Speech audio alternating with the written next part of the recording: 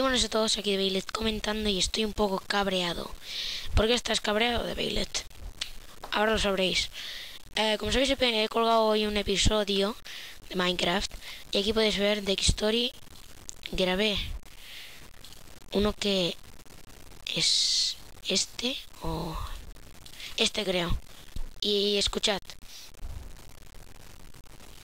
Se suponía que estaba hablando, No se oye mi voz. Y por eso me cago, porque aquí, mirad lo que hice, para que después no os lo creáis. O sea, bueno, lo voy a poner así, que vosotros no lo veis, sino... Mirad esto, no se grabó mi voz.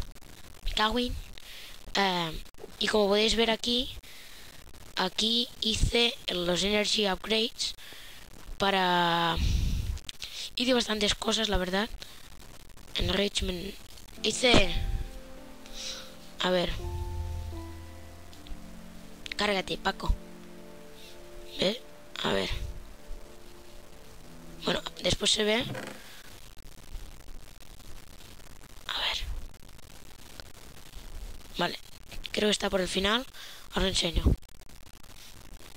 Mirad la que leí. O sea, mirad todo lo que hice. Es para cagarse en todo.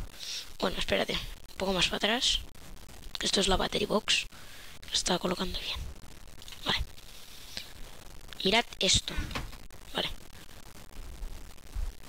Hice el... ¿cómo se llama? El Metallurgic Infuser.